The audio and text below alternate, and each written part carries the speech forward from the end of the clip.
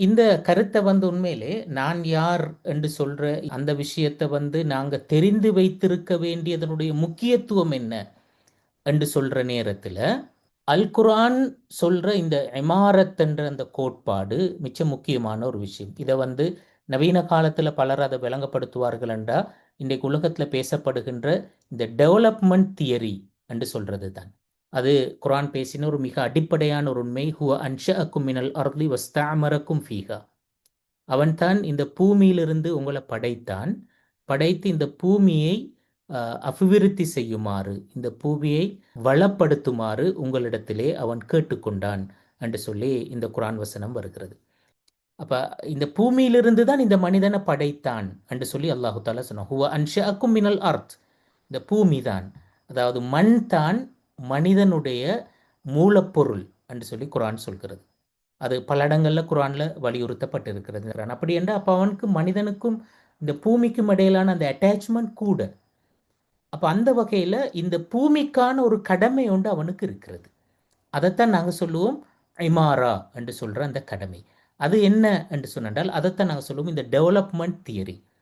இந்த பூமியை அபிவிருத்தி செய்தல், வளப்படுத்துதல் என்று சொல்றது இந்த மனிதனுடைய பிரதானமான பணிகளில் ஒன்று, கடமைகளில் ஒன்று. அந்த டெவலப்மெண்ட் என்று சொல்றது உண்மையிலே என்ன? எல்லா மனிதர்களையும் அல்லாஹு தாலா அந்த மனிதனை படைக்கின்ற நேரத்தில் அவனுக்குள்ளால சில கேப்பபிலிட்டிஸ் அவனுக்குள்ளால வைத்திருக்கின்றான், ஆற்றல்களை வைத்திருக்கின்றான்.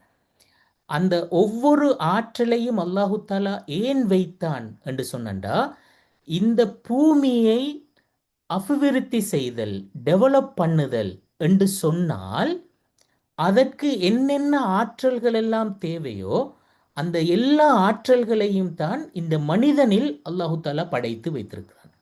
அப்ப இந்த உலகத்தில் படைக்கப்படுகின்ற பிறக்கின்ற ஒவ்வொரு மனிதனிலையும் இந்த உலகத்தை வளப்படுத்துவதற்கான, அபிவிருத்தி செய்வதற்கான ஏதேனும் ஒரு ஆற்றலேனும் குறைந்தபட்சம் அவனுக்குள்ளே பொதிந்திருக்கின்றது. அப்ப நாங்க என்ன செய்யணும் என்று சொன்னா, என்னுடைய ஆற்றல் எது, ஏண்ட ஸ்பெஷல் எது என்று சொல்வதை நான் கண்டறிய வேண்டும்.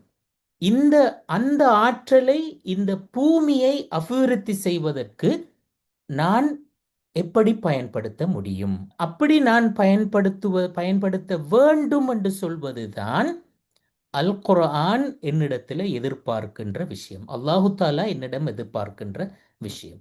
அப்போ அதைத்தான் நாங்கள் குர்ஆன் சொல்லுகின்ற டெவலப்மெண்ட் தியரி என்று சொல்லி நாங்கள் சொல்கிறோம்.